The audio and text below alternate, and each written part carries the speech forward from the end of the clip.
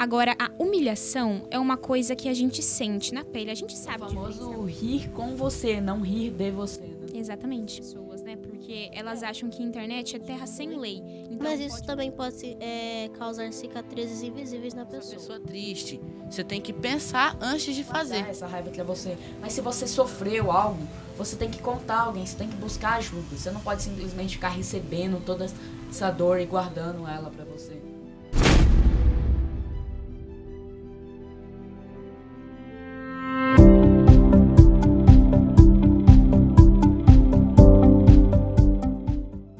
Alô a todos vocês, um bom dia, boa tarde ou boa noite a quem está nos assistindo.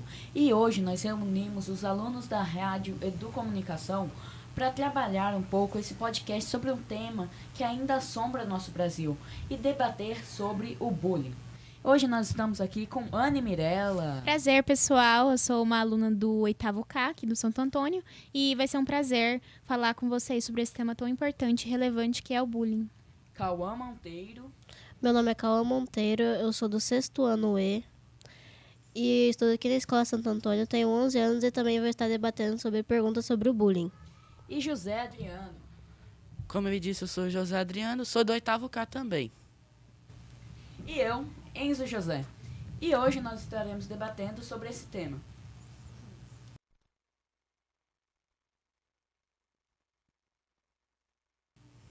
Eu acho que assim, pessoal, brincadeira e humilhação tem uma barreira pra gente distinguir muito forte. Por quê? Brincadeira é aquela onde todos riem, onde todos se sentem confortáveis, não é uma coisa que te deixa desconfortável, sabe? Agora, a humilhação é uma coisa que a gente sente na pele. A gente sabe diferenciar uma brincadeira de uma humilhação. A gente sabe quando aquilo não é confortável e quando aquilo é confortável pra gente. E eu acho que a gente precisa, principalmente os alunos, precisam colocar limites em algumas amizades. Porque eu sei que a gente tem esse medo de perder. Ai, mas se eu falar, se eu dar aquele corte na pessoa, ela talvez não fale mais comigo. Só que, gente, é necessário esse corte, sabe? Porque se vocês têm amor próprio por vocês, vocês não vão deixar a pessoa te humilhar daquele jeito e levar como uma simples brincadeira quando você sabe que aquilo não te convém e não é confortável pra você. É o famoso rir com você, não rir de você, né? Exatamente.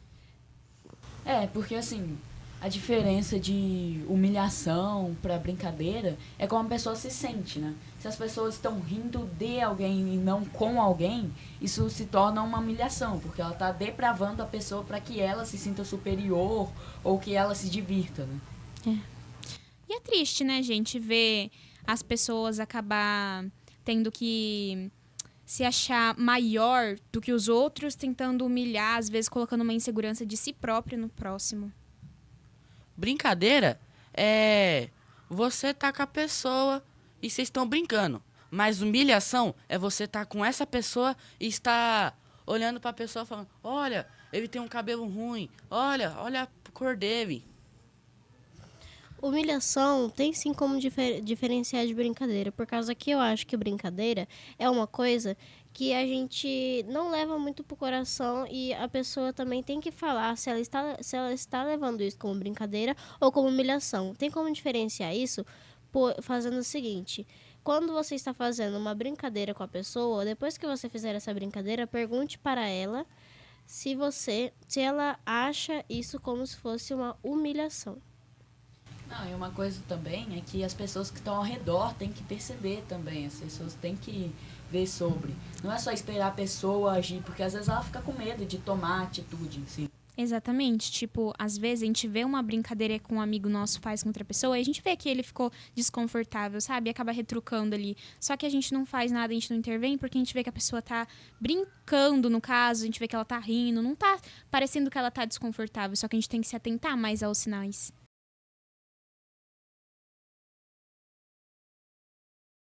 Com certeza, gente. Eu acho que acabou dando uma certa liberdade para as pessoas, né? Porque elas acham que a internet é terra sem lei. Então pode falar o que quiser, pode comentar o que quiser, que não vai acabar prejudicando elas, não vai acabar tendo punição certa para isso. Só que é claro que existe sim punição e a gente tem que ter a empatia, né, gente? Vamos estar se colocando no lugar do próximo, até porque se eu vejo uma foto de uma amiga minha e eu não gosto de uma coisa, a opinião eu guardo pra mim. A partir do momento onde a minha opinião vai deixar a pessoa pra baixo, eu não falo.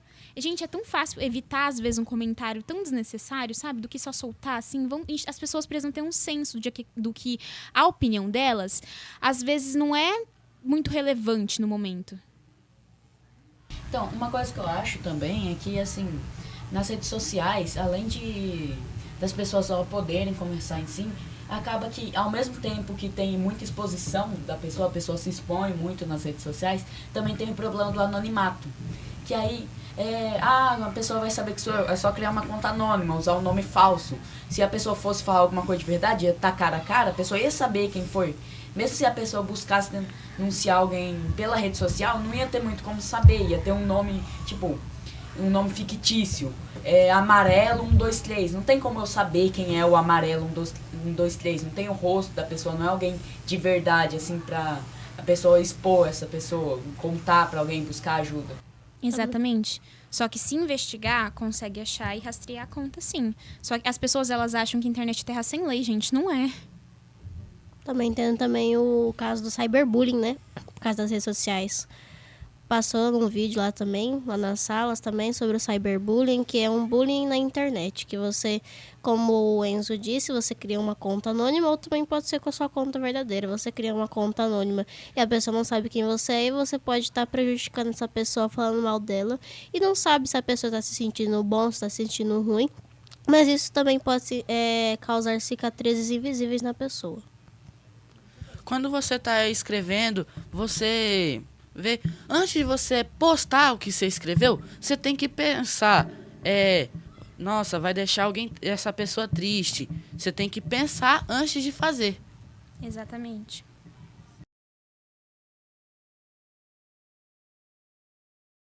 Na maioria das vezes significa medo, né? Porque nunca é certo, assim, você esconder seus sentimentos.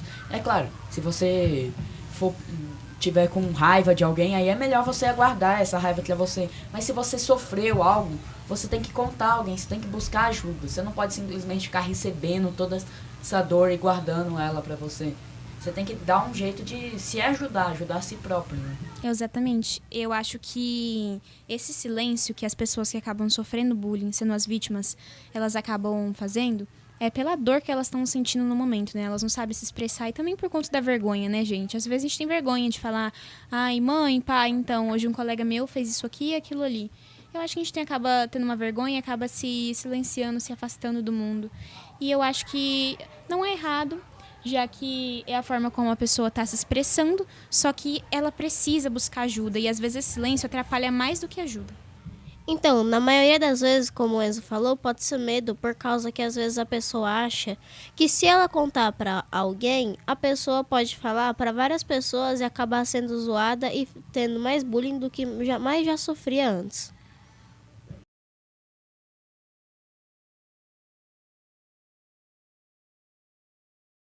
Eu acho que o adolescente, o que leva o adolescente a praticar bullying contra o colega é às vezes alguma coisa que aconteceu com ele no passado, como se ele já tivesse sofrido bullying, como se acontecesse uma coisa que ele não gostasse, uma coisa que ele levaria pro coração e pro resto da vida. E aí às vezes as pessoas fazem bullying não sabendo que pode estar prejudicando a pessoa para poder descontar essa coisa que fez com ele ou aconteceu com ele no passado. Que geralmente quem faz o bullying é uma pessoa que está tentando se reafirmar ou colocar uma insegurança própria na outra pessoa. Que, por exemplo, a pessoa ela tem uma baixa autoestima e para se provar constantemente ser melhor do que a outra, ela fica humilhando a outra pessoa, para mostrar, essa pessoa é inferior a mim. Fica tratando as pessoas como menores para se sentir superior. Sim. Exatamente, Enzo. Às vezes, a pessoa tem uma insegurança consigo própria e acaba projetando na outra pessoa. E aí, a outra pessoa, como não tem como adivinhar, né, acaba levando a sério, achando que realmente o problema tá nela, quando aquilo ali só é um problema da outra pessoa e ela projetou nela. E às vezes, eu ouvi um ditado que é muito comum, que ele acaba falando que quem realmente precisa de ajuda não vai se tratar, não vai geralmente no psicólogo, e sim geralmente quem são as vítimas, né, para se curar. E eu acho que isso faz totalmente sentido, porque quem faz o bullying geralmente tem alguma coisa consigo próprio e projeta na outra pessoa. Só que quem é a vítima acaba ficando com os traumas dessa outra pessoa e acaba tendo que procurar ajuda. A pessoa que faz o bullying, ela deve estar passando por alguma coisa pessoal. Tipo, meu pai brigou comigo, minha mãe brigou comigo. Então vou descontar naquele amigo toda a minha raiva que eu tenho.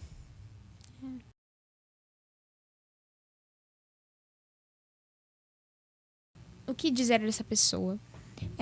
Essa pessoa também está participando. Atualmente, né, gente, finalmente foi aprovada a pessoa que está vendo o bullying, não só que está falando, que está praticando bullying, a pessoa que está vendo ali, que está observando toda a situação, também está cometendo o bullying. Mas por que isso acontece? Porque ela está vendo toda a humilhação que a outra pessoa está proporcionando para essa vítima, e mesmo assim ela não tá buscando ajuda para essa pessoa, sabe? Gente, às vezes a gente somos observadores. Às vezes a gente vê os nossos amigos sofrendo bullying, vendo alguma coisa que deixa eles desconfortável, sabe? E a gente não fala nada, porque a gente pensa que é uma certa brincadeira. Só que a gente tem que colocar limite. Às vezes a pessoa não tem essa coragem para colocar esse limite, mas a gente, como observador, precisa estar ajudando e colocando essa barreira. Na maioria das vezes as pessoas têm medo de colocar um limite, né? Que nem a Anne falou, colocar uma barreira ali, por causa que acha que pode acabar sobrando para ela, essa pessoa observadora. Vamos supor que a pessoa já sofreu um bullying no passado e um dia um observador foi ajudar essa pessoa e, na verdade, a pessoa que saiu como errada, o observador. Então, às vezes, se a pessoa não colocar uma barreira ali, ela pode estar se ajudando, assim, às vezes, por causa que tem vezes também, né, que a pessoa está vendo e tem medo de falar e, tipo assim, sair como culpada. Tipo assim, está acontecendo uma briga ali, um bullying, e várias pessoas observando. E aí uma pessoa vai lá e, vamos supor que é na escola, conta para o coordenador ou o diretor.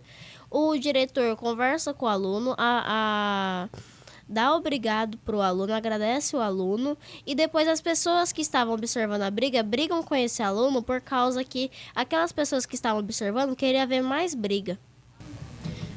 Tanto é que eu tinha visto num filme, agora eu não vou saber dizer qual que é, mas que alguma coisa aconteceu, que tinha um grupo lá de pessoas, e aí estavam fazendo bullying, estavam zoando de uma pessoa. E aí falou assim, tinha umas 3 pessoas xingando aquela pessoa que estava no meio, sofrendo bullying, e aí chega alguma autoridade, eu não lembro quem que era, se era um professor, se era alguma... Policial? Algum oficial, eu não lembro quem que era, mas era alguma autoridade, assim. E aí ele fala assim, vocês 5 briga com as 5 pessoas, aí os 2 que não estavam falando nada, e a pessoa fala, a gente nem fez nada pra ela. Aí ele fala, sim, você não fez nada, mas você riu em vez de buscar ajuda pra ela.